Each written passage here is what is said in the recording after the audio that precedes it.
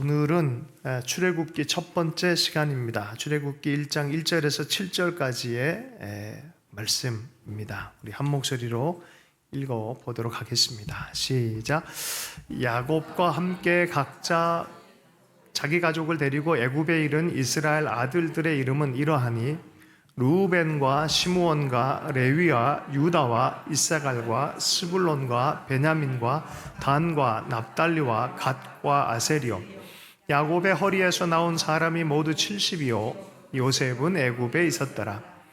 요셉과 그의 모든 형제와 그 시대의 사람은 다 죽고 이스라엘 자손은 생육하고 불어나 번성하여 매우 강하여 온 땅에 가득하게 되었더라.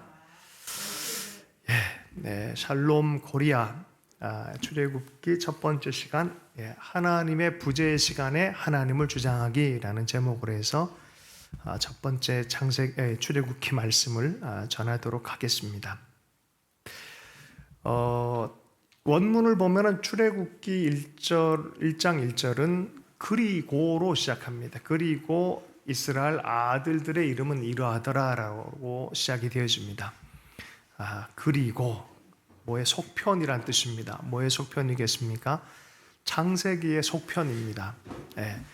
창세기 50장 24절에 보면 요셉이 죽을 때의 어떤 모습들이 등장하는데요. 요셉이 그의 형제들에게 이르되 나는 죽을 것이나 하나님이 당신들을 돌보시고 당신들을 이 땅에서 인도하여 내사 아브라함과 이삭과 야곱에게 맹세하신 땅에 이르게 하시리라. 유언같이 남기고 요셉도 죽었습니다.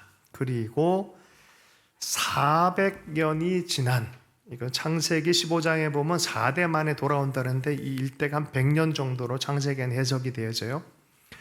400년이 지나고 났더니 인구 숫자는 장정만 60만이고 인구가 200만이나 되는, 민수기의 말씀을 참고해 보면은 굉장히 큰 민족이 되어진 것을 보게 되어집니다. 그런데 이 400년이란 시간이 그리고라는 한 단어에 다 들어가 버렸어요. 400년 동안 이야기가 없어요. 침묵했어요. 구약과 신약 사이에 보면 말라기와 복음서 사이도 400년의 침묵 기간이 있습니다. 부재의 시간입니다. 성경 말씀을 보면 생육하고 번성하고 매우 강하여 온 땅에 가득했다라는 그런 큰 70명이 내려갔는데 엄청난 민족이 되어진 것을 설명하기는 하지만 그 사이에 하나님의 음성이나 이야기가 없습니다. 오늘은 그 하나님의 음성이 없는 그 출발점에서부터 시작을 하고 있습니다.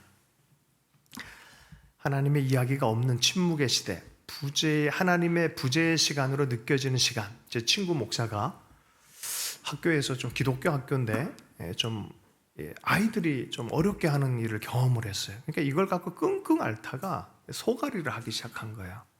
소가리를 하다가 드디어 아버지한테 한마디 했어요. 친구도 목사입니다. 목사님 아버지에게 한마디 했어요. 나 교회 안 갈래 앞으로. 왜? 아무리 생각해도 하나님은 이 시대의 불의를 눈 감고 계신 것 같아. 어쩌면 하나님이 안 계신 것 아닌가?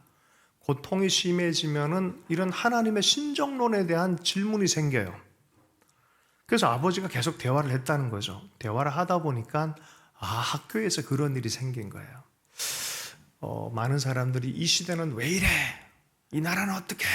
이러고 막 분노하는데 예전에 흑인 연구자였던 워싱턴 카바 박사가 땅콩을 연구를 했잖아요.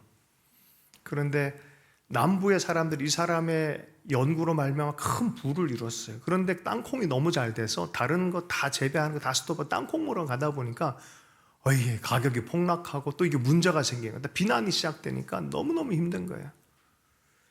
밖으로 나와서 한마디 했다는 거죠. 하나님한테. 하나님, 세상은 왜 이렇습니까? 그리고 저 하늘의 별들은 왜 저렇습니까? 막 이랬더니 하나님이 하신 얘기가 네 할 얘기를 해라. 아니 세상 제도는 이렇고 저렇고 막 경제는 어디가 네 할 얘기를 해라. 그래서 마지막에 워싱턴 카바 박사가 흑인이잖아요, 이분이. 근데 한마디 했대잖아요. 하나님 땅콩이요. 그때부터 하나님이 지혜를 줘요. 땅콩 버터, 땅콩 유제품 하여튼 뭐 이런저런 막 창조적인 영이 임해가지고 그 문제를 아주 해결했다는 아주 재미난 이야기가 있습니다. 때론 우리 삶 안에 이런 하나님의 부재의 상태, 또 인생에 참 이게 하나님이 계시면 이럴 수가 있나 싶은 그런 때를 경험할 때가 있습니다. 이집트란 나라가 대단한 나라였어요. 1789년 나폴레옹의 원정으로 말미암아 이집트 문명 자체가 이제 고스란히 드러나기 시작했어요. 프랑시와 샹폴리옹이라는 여성 이 학자를 데리고 이 이집트 원정을 떠났던 나폴레옹 군대가 이 학자의 노력으로 인해서 상형 문자를 해독하기 시작했어요. 그래서 무덤 발견하고 신전의 어떤 의미도 알고 뭐 이러고저 점점 발견해 갑니다. 기자 피라미드, 스핑크스, 가르나크 신전, 3,000년, 4,000년, 5,000년 전에 사막에서 펼쳐진 엄청난 권력과 아름다움의 증거가 압도적입니다. 여러분, 유럽은 서양 유럽 중심의 역사관을 갖고 있기 때문에 유럽 역사의 최고 그러면 파르테논 뭐 이렇게 얘기를 해요. 아테네에 있는 대단히 아름다워요. 거기 가보면은 뭐 고린도 지역 가보면 굉장히 막 신전들이 아름답습니다. 그 사람들이 이집트를 탐험을 하고 실은 유럽 세계가 이집트의 문명을 가려버렸어요. 몇천 년 동안 가려버렸어요. 이게 1800년대 이후에 발굴이 되어지고 제대로 알려지면서 파르테논의 100배가 됩니다. 지금도 사막에서 이런 엄청난 문명과 아름다움을 만들어내는 인간의 기술이 어렵다라고 판단하고 있어요. 대단한 거예요. 대단한 문명입니다. 이런 힘과 문명에 압도되어져서 살아갔던 사람들이 바로 히브리 사람들이었어요. 400년 동안 짓눌리며 살아갔어요. 하나님의 약속의 말씀이 있어서 사람들은 점점점 불어나는데 하나님의 이야기는 점점점 사라집니다. 여러분, 하나님이 이야기가 안 들리고 하나님이 뭔가 말씀을 안 하신 것 같더라고 해서 당황하거나 혹시 나를 심판했다고 착각하지 않길 축복합니다. 이 부재라는 것은 우리의 삶의 일부분으로 받아들여야 돼요. 왜냐하면 이 부재의 뒷면에 바로 구원의 이야기를 준비하고 계시기 때문에 그래요. 성경을 자세히 읽어보면 그래요. 모든 부재의 이야기 뒤에 하나님의 사람들은 그걸 통과하면서 광야 같은 것을 통과하면서 하나님의 구원의 이야기가 준비되어지고 있다는 것입니다. 예전에 제가 자주 썼던 얘기가 있어요. 하나님은 철인 28호. 짱가 뭐 이게 짱가 아세요, 여러분? 어디선가 누군가에 무슨 일이 생기면 짜장가 엄청난 힘으로 하나님은 우리의 인간의 원하는 대로 그렇게 등장하지 않으십니다. 내 필요에 따라 내 상황에 따라 내 시간을 따라 등장하지 않고 그분의 구원의 시간대를 따라 정확하게 하나님의 플랜대로 우리에게 구원을 베푸시는 분이신 줄로 믿습니다. 그 때로는 우리 안에 하나님의 부재처럼 보이는 삶의 현장들이 있을 수밖에 없어요. 네. 자, 어쨌든 이 이집트의 광대한 힘과 능력들의 압도가 되어지는 그곳에 출애굽기가 시작이 되었습니다. 근데 놀라운 것은 출애굽기의 첫 번째 주목하는 장면은 이 이집트의 광대함과 압도하는 것이 아니라 아주 작은 산파 이야기로 시작을 합니다. 아주 평범한 산파 여인 두 사람을 중심으로 해서 이야기를 시작합니다. 여러분 보세요. 말라기 다음에 복음서가 시작되잖아요. 그때 복음서에 보면은 아주 평범한 10대 후반의 여자아이 두 명을 등장시키죠. 마리아와 엘리사벳을 등장시켜요. 세례 요한, 예수님 이렇게 등장하는 그 등장 장면과 너무나 흡사한 구조가 있어요. 여러분의 성경을 열심히 읽으십시오. 성경을 자꾸 읽어야 돼요. 성경을 읽다 보면은 인류 역사의 흐름도 보이고 사람들이 누구인지도 보이고 하나님은 어떤 분인지가 명확하게 이해가 되기 시작합니다. 바로가 사람들이 많아지니까 이 산파를 불러서 남자애가 나면은 죽여라. 산파들한테 특별 명령을, 비밀 명령을 내린 것입니다. 왜 그러냐면은 출애굽기 1장 8절에서 10절까지의 말씀에 이유가 나와 있습니다. 1장 8절에서 10절까지 말씀을 함께 읽어보겠습니다. 시작. 새 왕이 일어나 애굽을 다스리더니 그가 그 백성에게 이르되 이 백성 이스라엘 자손이 우리보다 많고 강하도다. 자, 우리가 그들에게 대하여 지혜롭게 하자. 두렵건대 그들이 더 많게 되면 전쟁이 일어날 때 우리 대적과 합하여 우리와 싸우고 이 땅에서 나아갈까 하노라 하고. 예, 바로 얼마 전에 힉소스라는 족속이 이집트 전체를 장악을 했던 적이 있어요. 그리고 다시 물러났어요. 그러니까 이 이집트 백성들 안에 어떤 의식이 있냐면 이게 언제든지 정권이 휘둘릴 수 있다라는 생각이 있는 거예요. 자, 그런데 이집트의 히브리 백성들은 점점 커진 거예요. 근데 이 사람들이 그 대적들과 합해버리면 나라가 망가질 수도 있다라는 두려움이 생기기 시작한 거예요. 그래서 지혜롭게 하자. 그럼 어떻게 할 거냐? 지혜롭게 해서 두렵건대 그들이 더 많게 되면 전쟁이 일어날 때 우리 대적과 합하여 우리와 싸우고 그 땅에서 나갈까 하노라. 좀 지혜롭게 하자라고 한 게 뭐였습니까? 착취하고 이들을 노예화하고 더 무거운 짐을 지우고 통제와 감시 체제를 만들자라는 거예요. 통제와 감시 체제를 만들자. 그래가지고 국고성 비돔과 람셋을 건축하게 만드는 거예요.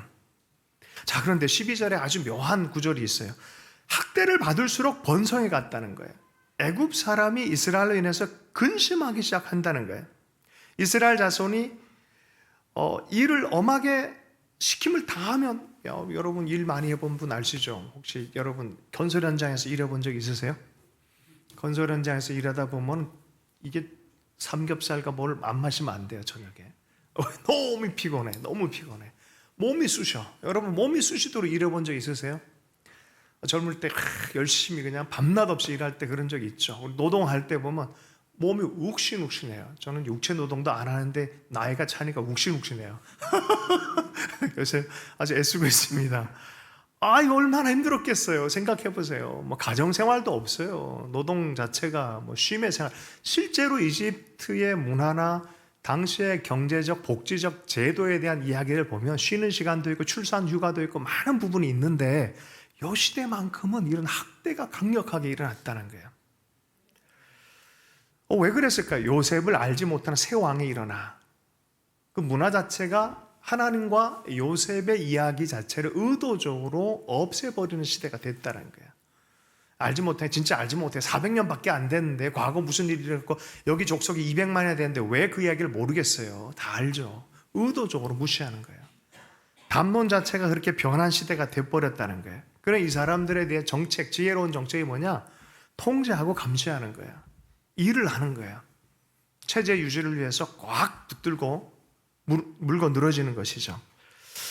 여러분, 하나님을 아는 시대에는 하나님의 복음 또 하나님의 사람들이 함께 순행적으로 서로 화합을 합니다. 그런데 하나님을 모르고 대적하는 시대가 있어요.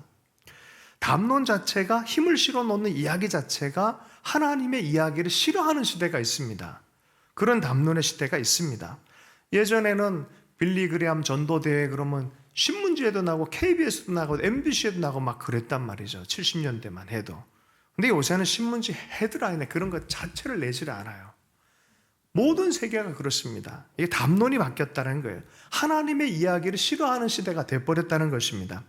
좀 쉽게 얘기하면 시대 정서와 시대의 가치들이 있는데 예전엔 찢어진 청바지 입고 다니면 저거 이저거 이랜단 말이죠. 근데 요새는 젊은 목사님이 찢어진 청바지 입고 다녀요. 왜요? 쿨하잖아. 이게 시대적인 가치가, 무의식적인 가치들이 변화가 나타나는 거예요. 자, 요셉을 의도적으로 모른 척하는, 요셉을 모르는 시대, 그 시대가 등장을 해서 통제를 하고 감시하고 관료화 시켜놓고 착취를 하기 시작합니다. 이제 사람들을 사람으로 보지 않고 효율성으로 따지고 생산량으로 따지고 수단으로 따지고 숫자로 따지기 시작합니다. 근래 보니까 사람들을 숫자로 보지 않고 그래도 장례식이나 이런 거 있을 때 한 인격으로 대하면서 이름을 불러주는 그런 장례식도 많잖아. 집단적으로 많이 누군가 죽었을 때 보면 요새 그런 문화가 있어요. 적어도 한 사람으로 몇천 명 중에 죽었더라 이걸로 끝내지 않고 한 사람 한 사람 인격과 이야기를 다 들으려고 해주고 하는, 나는 이것이 성경적인 이야기라고 생각합니다. 자, 어쨌든 하나님의 백성이 핍박당하는 시대입니다. 히브리 백성이란 뜻은 정말 가련하고 연약한 이방인들, 그런 뜻이 있어요. 예, 정말 연약한 사람들, 거류민들, 이런 뜻이 있어요. 하나님이 히브리 백성의 하나님으로 등장을 하십니다. 여러분, 하나님의 백성이 핍박당하는 것은 하나님이 핍박당하는 곳이에요. 우리 시대는 하나님을 핍박하는 시대입니까? 아니면 하나님의 백성과 하나님을 경외하는 시대입니까? 요한계시록에 보면 바로 이러한 시대의 애굽을 예수 그리스도를 죽였다라고 표현하고 있어요. 예수님께서 못 박혀 죽으신 곳은 바로 이러한 곳이다라고 말하고 있어요. 지금도 주님께서는 죽임을 당하시는 그런 상징적 의미로 우리가 이해할 수 있습니다. 요한계시록 11장 7절에서 8절 말씀을 한번 읽어보겠습니다. 함께 읽습니다. 시작.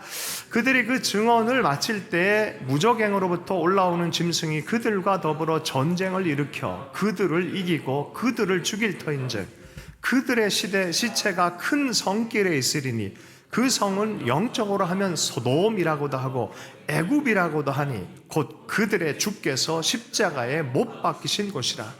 주님은 애굽에서 십자가에 못 박히신다는 거예요. 그 가련한 하나님의 백성이 핍박당하는 곳에 같이 피를 흘려주신다는 거예요. 같이 그 십자가를 못 박힘으로 그들을 구원하려고 하고 주님의 나라로 자유한 여정을 떠나도록 우리에게 길을 마련하시는 분이신 줄로 믿습니다.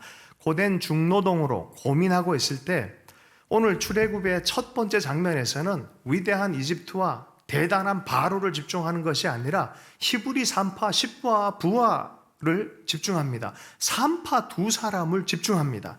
여러분, 대조적으로 바로도 각자 이름이 있어요. 람세스라든지 힉소스라든지 뭐 이름이 다 있단 말이에요. 이름을 안 써요. 그런데 여기 아주 무명의 보편적인 평범한 여인의 이름을 등장시켜요. 여러분, 사실 예수님 당시에 마리아와 엘리사벳 역시도 세례 요한의 엄마 엘리사벳도 마찬가지예요. 그렇고 그런 10대 소녀였어요. 위대한 사람의 이름을 등장시키지 않고 아주 평범한 자매들의 이름을 등장시켜요. 여러분, 하나님의 나라는 위대하고 힘있는 사람처럼 보이는 사람을 통해서 이루어지지 않습니다. 아주 평범한 사람들, 그 사람들에게 하나님의 마음이 임해 있고 하나님의 마음으로 살아가는 그런 사람들에게 하나님 나라가 드러나기 시작하는 줄로 믿습니다. 출애굽기 1장 17절의 말씀, 죽이라고 명령을 했는데 이 산파들은 바로의 명령보다 하나님이 더 두려웠어요. 하나님을 경외했던 사람입니다. 1장 17절의 말씀을 함께 읽어보겠습니다. 시작. 그러나 산파들이 하나님을 두려워하여 애굽 왕의 명령을 어기고 남자 아기들을 살린지라. 아멘. 여러분, 산파들은 마치 저항군 같아요. 자유를 위한 저항군 같습니다. 이스라엘에 가보면 프렌즈 오브 자이온이라는 그런 이 건물이 있습니다. 그리고 그 팀들이 있어요. 거기 가보면 유대인들이 독일 나치 시대에 한 명 한 명 구출당했던 이방인들의 이름을 다 써놨어요. 일본인도 있고 또 여러 유형 코리텐붐 여사도 있고 이름을 다 써놨습니다. 아주 유명한 경구가 하나 있습니다. 한 생명을 살린 이는 한 나라를 구하니다. 네. 이스라엘의 한 사람 한 사람 그 고통당할 때에 그것을 나 몰라라 하지 않고, 우리가 잘 알듯이 그 누굽니까? 그 쉰들러 이 반지 마지막에 영화 보면 빼면서 이거 하나면 몇 사람일 텐데 하면서 울면서, 그죠? 한 명이라도 더 구해야 되는데, 예, 그런 사람들이죠. 하나님의 뜻을 알고 하나님을 가까이 하기 때문에 물리적으로 가까운 바로의 명령을 어길 수밖에 없는 사람들이 있습니다. 출애굽기 1장 18절 말씀, 애굽 왕이 산파를 불러 그들에게 이르되 너희가 어찌하여 이같이 남자 아기를 살렸느냐. 드디어 대가집을 하게 되는 거예요. 대면하게 돼 있어요. 부딪히고 말아요. 하나님을 경외하다 보면은 악의 수종자로서 명령받은 것을 거부할 수밖에 없는 거예요. 그러다 보면은 악의 권세자들과 부딪힐 수밖에 없는 거예요. 대면하게 됐습니다. 근데 아주 지혜롭게 얘기를 해요. 히브리 여자들은 너무 건강해서 부름받고 갈 때 나와버린다. 할렐루야. 그래서 너무너무 많아진다라고 말하는 거죠. 지혜롭게 잘 대답했어요. 그죠? 출애굽기 21장 20절과 21절 말씀, 하나님께서는 이 산파들을 그대로 두지 않습니다. 자기 삶을 두고 하나님 나라를 위해서 대가 지불하는 사람들을 하나님은 기억하십니다. 정말 하나님은 기억하십니다. 하나님 나라에서 헌신한 사람들을 절대로 잊지 않습니다. 우리 함께 읽어보겠습니다. 20절과 21절 말씀을 함께 보겠습니다. 시작. 하나님이 그 산파들에게 은혜를 베푸시니 그 백성은 번성하고 매우 강해지니라. 그 산파들은 하나님을 경외하였으므로 21절이요. 하나님이 그들의 집안을 흥왕하게 하신지라. 아멘. 그들이 하나님의 은혜를 베풀고 하나님을 경외한 그들의 대가 지불에 어려움이 나타났을 때도 하나님을 경외함으로 자기 삶으로 책임지려고 했던 그 사람들을 하나님께서 흥왕하게 하셨다는 거예요. 나는 우리 성도님들 한 분 한 분이 이런 흥왕이 있길 축복합니다. 이건 제가 한 얘기가 아니라 예수님이 한 얘기입니다. 마가복음 10장 28절에 베드로가 여짜와 이르되 보소서 우리가 모든 것을 버리고 주를 따랐나이다. 예수께서 이르시되 내가 진실로 너희에게 이르노니 나와 복음을 위하여 집이나 형제나 자매나 어머니나 아버지나 자식이나 전토를 벌인 자는 현세에 있어 집과 형제와 자매와 어머니와 자식과 전토를 100배나 받되 박해를 겸하여 받고 내세의 영생을 받지 못할 자가 없느니라. 억압적인 악의 체제, 사람을 종으로 삼고 종을 물질같이 대하면서 사람됨을 다 망가뜨리는 그런 체제를 섬기는 것이 아니라 하나님을 따라 하나님의 뜻을 따라 경외했던 사람들은 하나님께 주시는 복이 있다라고 말합니다. 시대를 거슬리는 복이 있습니다. 자, 그러니까 바로가 화가 났어요. 야, 이거 산파 갖고 안 되겠다. 이거는 법으로 만들어야겠다. 모든 남자애들 태어나면 다 나일강에 죽여라라고 명령을 합니다. 22절의 말씀이죠. 너희는 그를 나일강에 던지고 딸이거든 살려두라 하였더라. 위협이 되는 아이들은 다 죽여버린 거죠. 그리고 인구 조절을 하면서 자기들에게 필요한 그런 상황으로 만들어 놓는 것이죠. 헤롯 시대 때 예수님 당시에 예수님이 날 때 아이들 죽였던 것들 비슷하지 않습니까? 여러분, 낙태하고 아이들을 많이 죽이는 시대, 사실은 이 모세 때나 예수님 때나 지금이나 너무 비슷합니다. 사실은 우리가 조금 생각해 봐야 될 필요가 있는 부분이 있습니다. 우리가 다 이 양쪽의 세상 문화에 압도당해서 그게 문화라고 생각하고 그냥 아무 생각 없이 살아갈 수도 있습니다. 그러나 말씀이 부딪힌다면 이제는 자유민답게 살아가는 법을 배워야 됩니다. 하나님 나라의 사람으로 살아가는 법을 배워야 될 줄로 믿습니다. 시대의 등불같이 사는 것은 바로 그런 것입니다. 이 산파들은 이 시대의 등불과 같았어요. 하나님의 생명을 보호하는 삶을 살았어요. 등불로 표현되어진 한 사람이 성경에 등장하는데 이스라엘의 등불, 다윗에 대해서 사도행전은 이렇게 얘기합니다. 사도행전 13장 36절 다윗은 당시에 하나님의 뜻을 따라 섬기다가 잠들어 하나님의 뜻을 따라 섬기다가 잠들어 하나님의 마음에 합한 자를 만났더니 하나님의 뜻을 다윗에게 모든 걸 다 풀어내기로 작정했다는 말씀이 있어요. 여러분, 다른 사람은 어찌하든지 세속 사람이 어찌하든지 하나님의 사람들은 하나님의 뜻을 발견하고 하나님의 뜻대로 살아야 되는 사람들인 줄로 믿습니다. 그렇게 살 때 우리는 등불이라고 그래요. 어둠에도 하나님의 뜻을 찾고 그 밝은 빛을 드러내는 사람입니다. 여러분 혹시 보신 적 있습니까? 독일 나치의 전당대회 같은 것에서 모든 사람이 다 하이 히틀러 하고 있는 장면. 그때 딱 한 명이 팔짱을 딱 끼고 있어요. 그런 포스터를 본 적 있으세요? 이건 연출이 아니라 실제입니다. 그 사람의 이름이 이렇게 역사적으로 기록이 돼 있어요. 부인이 유대인이었어요. 나는 그럴 수 없다. 유대인들 다 죽어나가는 이것을 인정할 수 없다라는 거죠. 여러분, 독일의 빌리 브란트 총리가 폴란드의 바르샤바를 가서 유대인들이 죽은 그 기념관 앞에 가서 비가 오는데 무릎을 꿇었어요. 그 당시 독일 사람 자존심이 있어서 아무도 그 생각을 못했어요. 그러나 하나님 앞에 무릎 꿇어야 되는 건 무릎 꿇어야 된다고 생각했죠. 그래서 역사가든 그렇게 얘기를 했어요. 그가 무릎 꿇었을 때 독일이 일어났다. 그런 표현을 써요. 여러분, 하나님의 뜻을, 하나님의 이야기를 굽게 할 수는 없습니다. 모라비안들이 기도만 하고 유대인들을 그 2차 대전 때 돕지 않았던 것을 회개하기 시작했어요. 자기들 안에 있는 종 자체도 다 무기로 다 그냥 공수된 상황에서 이 형제들이 자기 마음 안에 전쟁이 끝나고 회개하기 시작했어요. 우리가 잘못했다. 우리가 유대인들을 돕지 못했다. 기도만 한다고 하면서 실제적으로 돕지 못했다. 그러면서 회개하고 나서 희한한 일이 생겼습니다. 사라진 것 같은 종이 다시 돌아왔어요. 그래서 지금 거기 가보면 그 앞에, 바로 앞에 그 이야기와 그 종이 딱 걸려져 있습니다. 여러분, 우리가 하나님의 나라 일들을 한다고 하면서 우리의 느낌을 추구하진 않습니까? 그저 교회 안에서 나의 기도 생활 정도로 순종이 없는 그런 느낌적 느낌만 추구하지 않습니까?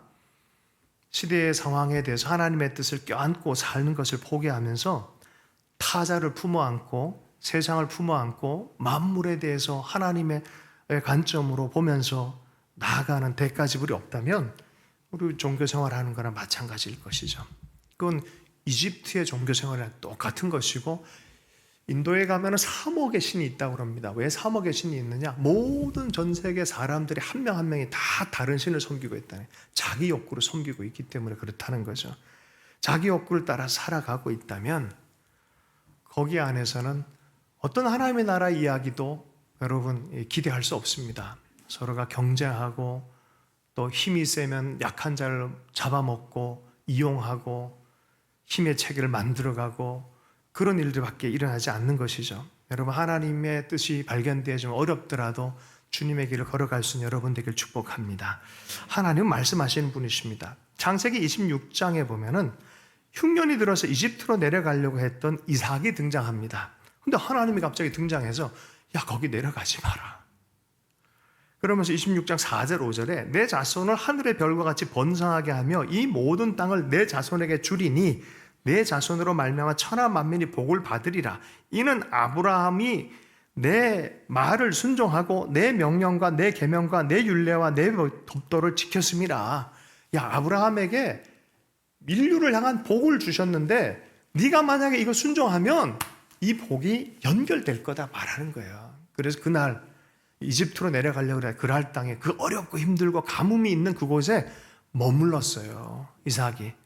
그랬을 때 그랄에 머물렀을 때 흉년 중에 100배의 축복이 있었더라. 여러분, 100배는 성경적인 얘기예요. 그래서 예수님도 100배 얘기를 해요. 할렐루야. 30배, 60배, 90배가 아니에요. 산술적이지가 않아요. 30배, 60배, 100배예요.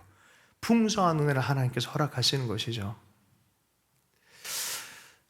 아무한테나 주는 게 아니죠. 순종하는 자에게, 하나님을 경외하는 자에게, 옆 사람에게 당신에게 100배의 축복이 있을지어다. 당신에게 100배의 축복이 있을지어다.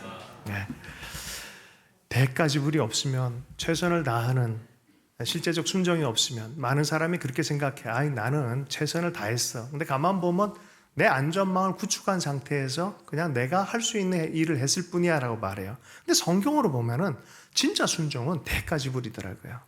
그 내 삶을 거는 거더라고요. 내 귀한 걸 드리는 거더라고요. 내 시간과 내 삶의 태도를 교정하고 하나님을 위해서 떠나기도 하고 하나님이 머물라고는 머무는 그 대가지불이 있더라고요. 오늘 이 말씀을 통해서 우리가 좀 몇 가지를 점검해 보길 원합니다. 먼저는 우리의 이야기는 어떤 담론을 품고 있는지를 생각했으면 좋겠어요. 바로가 되려고 하는 피라미드 체계의 높은 자리를 올라가려고 하는 바로 체계에서 살길 원하는가? 여러분, 국고성을 짓는 이 히브리 백성들 출세하면 중간관리 정도 되겠죠? 그죠? 그렇게 짓고 살아가겠냐? 아니면 출애굽 맨 마지막에 기쁨으로 하나님의 임재의 성막을 짓는 사람이 될 거냐? 여러분, 이건 인생은 확 갈리는 거예요. 어떤 방향인지 확실한 방향이 있어요. 하나님의 임재의 집을 지을 것이냐, 아니면 국고성을 지을 것이냐, 노예로 살아갈 거냐, 아니면 하나님을 예배하는 자유민으로 살아갈 것이냐. 우리의 삶 안에 마음의 중심을 하나님의 비전의 담론으로 채울 수 있길 축복합니다. 두 번째는 거룩한 하나님 나라의 저항군이 되길 축복합니다. 어차피 이 세계는 악한 자에게 처했다라 성경은 분명히 얘기를 해요. 이곳 안에서 우리는 하나님의 저항군, 산파들처럼 그들의 삶이 출애굽과 이어질 줄은 자기들은 몰랐을 거예요. 그러나 그 자기에게 허락된 그 작은 일들, 자기의 임무 안에서 하나님을 경배하고 경외했던 그 인물 안에서 자기의 삶의 분량만큼 순종하는 거예요. 그랬을 때 일어난 일들, 거룩한 저항군, 해방군이 되지 않았습니까? 아테네를 간 바울이 철학자들의 도시에서 얼마나 힘들었습니까? 지혜의 출중함을 받습니다. 로마의 군사와 행정적 힘을 받습니다.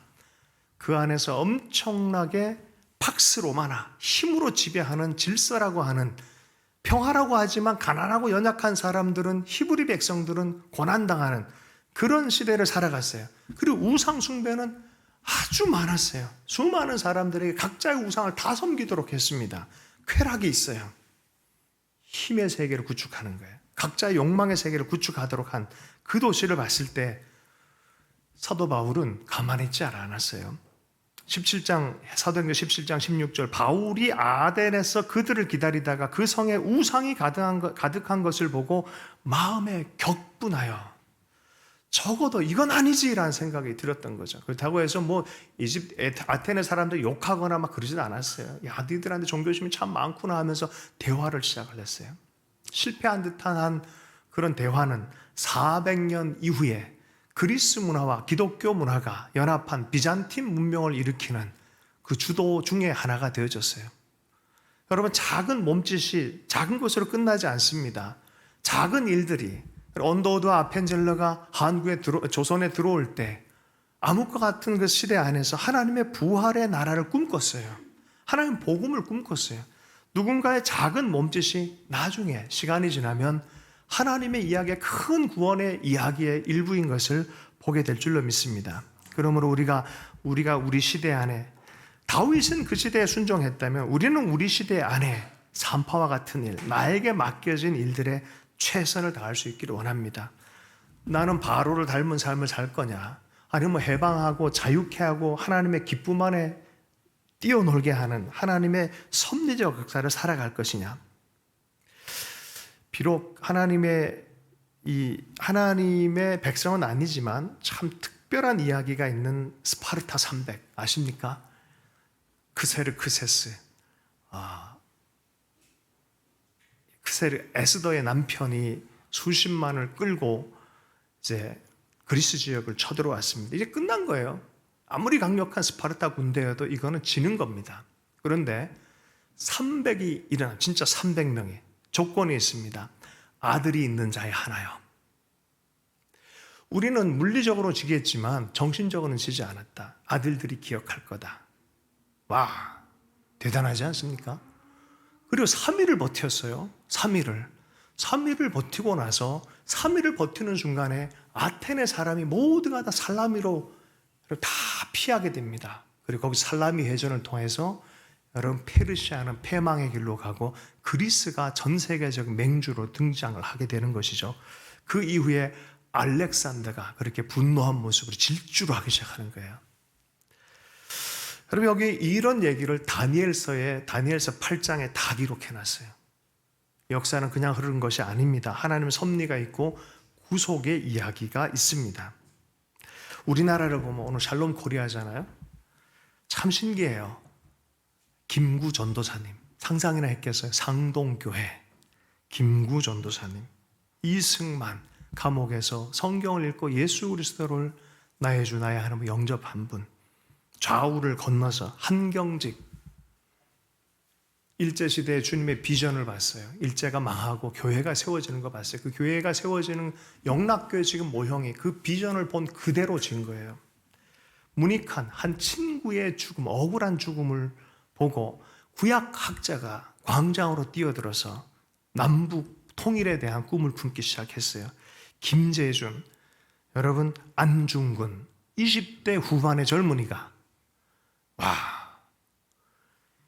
동양평화론이라는 책을 써요. 이토가 극동평화론을 썼어요. 일제 제국, 바로와 같은 제국의 힘으로 극동을 평화를 만들자라고 할 때 그건 진짜 평화가 아니다. 샬롬 평화가 뭔지, 동양 평화가 뭔지. 여러분 20대 후반의 젊은이가 책을 썼어요. 지금도 그거 읽으면 마음이 저릿저릿합니다. 우리 젊은이들은 한번 꼭 읽어보면 좋겠습니다. 동양 평화론. 우리 시대는 우리 시대의 일을 해야 돼요.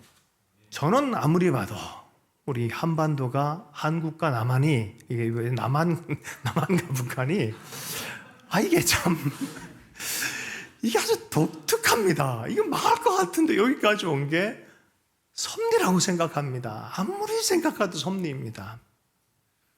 때로는 하나님 말씀 안 하는 것 같은 부재의 상태를 경험하는 그런 시대를 지나는 것 있는 것 같습니다. 그럼에도 불구하고 하나님은 산파 같은 사람을 통해서 일을 하고 계시다고 믿습니다. 하늘의 별과 같이 빛나는 얼굴들이 있습니다. 하나님께서 그렇게 인정하는 사람들이 있습니다. 다니엘서 12장 3절 말씀, 지혜 있는 자는 궁창의 빛과 같이 빛날 것이요 많은 사람들을 옳은 대로 돌아오게 한 자는 별과 같이 영원토록 빛나리라. 주님의 약속입니다. 나는 우리 하나님의 사람들, 핫하우스 주님의 사람들이 다 이렇게 주님의 별과 같이 빛나는 인생들 때 좋겠습니다. 말씀을 마무리하면서 인생에는 두 길이 있어요.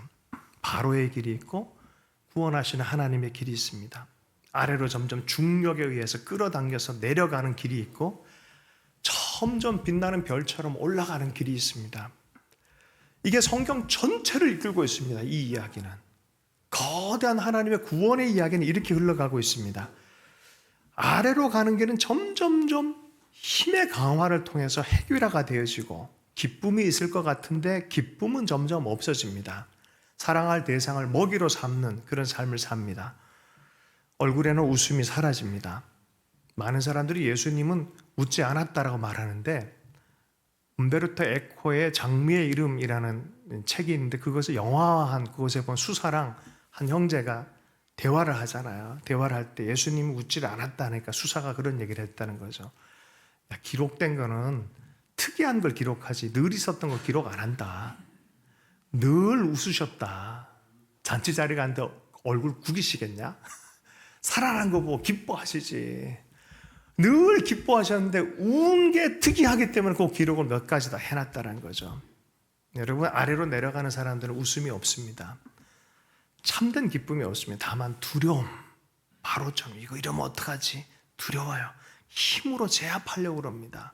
사람을 사랑하는데 이용거리가 될 때만, 먹잇감이 될 때만 사랑하려고 합니다. 굶주리는 것들을 이용을 합니다. 너 이거 안 하면은 안 줄 거야. 이렇게 살아간다 그러면 여러분은 바로의 길을 걸어가고 있는 거예요. 그 길은 아래로 내려가는 길입니다. 반면에 위로 올라가는 길이 있습니다. 자기의 것을 나눕니다. 함께 연대합니다. 도리어 약한 사람들이 연대하고 환대를 해요. 참 신기해요. 그죠? 약하고 연약한 사람들이 나누고 연대합니다. 여긴 자유가 있습니다. C.S. 루이스가 그런 얘기를 했어요. 종을 아들로 삼는 나라, 해방의 나라, 도구를 종으로 삼고 종을 아들로 삼는 나라. 마귀는 이거를 패러디하려고 그럽니다. 그러나 먹잇감 사냥하기 위해서 사랑할 뿐입니다. 여러분은 하나님의 길을 닮았습니까? 아니면 바로의 길을 닮았습니까? 1520년 루터가 그리스도인의 자유라는 책을 썼는데 그 책의 명제가 두 개가 앞부분에 딱 나와 있어요. 그리스도인은 만물의 주인이며 누구에게도 종속되지 않는다. 그리스도인은 만물의 종이며 누구에게도 종속된다. 이 두 문장이 같이 있습니다.